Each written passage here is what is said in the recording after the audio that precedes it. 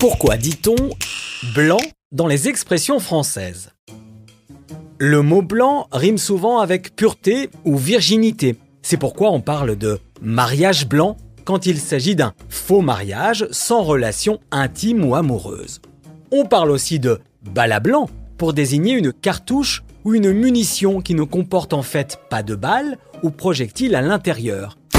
Une cartouche d'entraînement inoffensive qu'on utilise pour tirer à blanc. L'expression « vote » ou « bulletin blanc » est utilisée lorsqu'on choisit de ne voter pour aucun candidat. Blanc rime ici avec absence.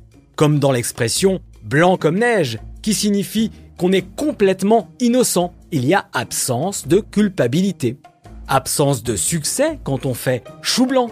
Car autrefois, au jeu de quilles, on disait d'un joueur qui n'avait pas marqué un seul point qu'il avait fait coup blanc. Car dans certaines régions, le mot coup se prononçait choup, d'où l'expression chou blanc qui, pour le coup, n'a rien à voir avec le chou. Il n'y a pas d'absence de bruit dans un bruit blanc, mais la combinaison de toutes les fréquences qui donne un bruit de fond. Quand une fin est prévisible, on dit qu'elle est cousue de fil blanc, car les couturières sont censées réussir des coutures le moins visibles possible. Or, si elles cousent avec du fil blanc et que celui-ci se voit, on pourra plus facilement voir quand la couture lâchera. Quand on réussit à soutirer toutes ces richesses à quelqu'un, on dit qu'on le saigne à blanc, une expression apparue au 19e siècle qui renvoie à l'animal que l'on vide de son sang pour obtenir une viande plus blanche. On lui soutire ainsi toute forme de ressources. Dans le domaine militaire, la butte désignait autrefois un tas de terre sur lequel on plaçait les canons. Le blanc désignait la cible à atteindre. De but en blanc voulait donc dire qu'il fallait tirer d'après la trajectoire qui serait la plus courte. C'est pourquoi on utilise dorénavant cette expression de but en blanc pour évoquer une action ou des paroles directes, sans détour. Quand on offre une totale liberté d'action, on dit qu'on donne carte blanche ou blanc-seing. Le blanc-seing, c'est ce document vierge sur lequel on a apposé sa signature avant qu'il ne soit rempli. C'est la marque de confiance ultime et cela revient donc à donner carte blanche à quelqu'un.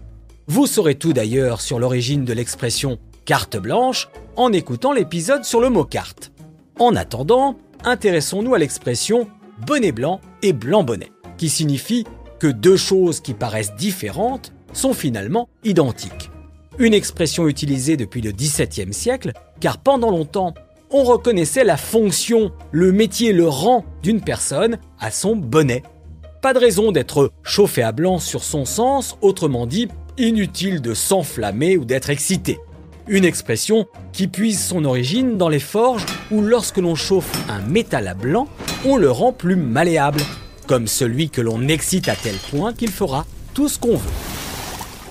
Pas besoin d'explication pour comprendre que celui qui est blanc comme un linge ou comme un cachet d'aspirine est tellement pâle qu'on le compare à ce qu'il est, blanc.